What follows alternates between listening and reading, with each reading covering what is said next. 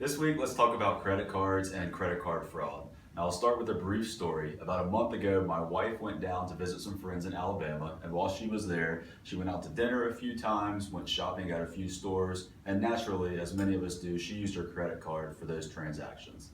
And all was well and fine until a couple weeks after she got back, we got a call from the credit card company asking if she had just made a purchase at a grocery store down in Alabama.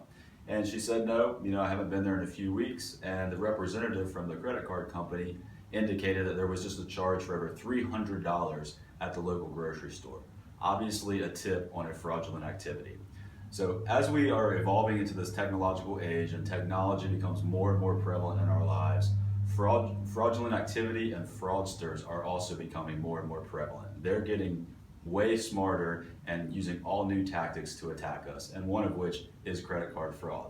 So that's why beginning October 1st, they're going to be rolling out new credit cards, some of which you may already have seen, that include a microchip embedded in them.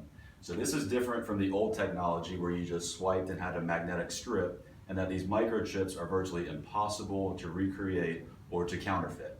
And so that's a benefit to you because it cuts down on the fraud.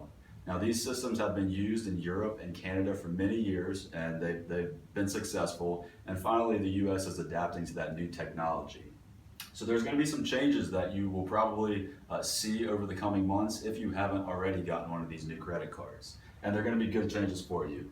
First off, the new system is called the EMV payment system. Again, it's more secure, it has that chip, and the only change to you is that you're going to have to slide it in instead of swiping your card. So it'll take a little bit getting used to. And they've announced that almost 70% of all cards available in the US will have this new technology by the end of 2015.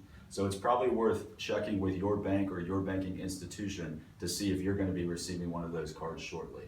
Again, the impact to you is not that much. Your old card will still work. You'll still be protected from any fraudulent activities, but the only difference now is that if there is any fraud, the liability will transfer from your carrier, such as Citibank or Capital One, to now what will be with the retailer. So if you have any questions about that, look for one of the articles included in this week's newsletter, and as always, visit our website at bearwealth.com.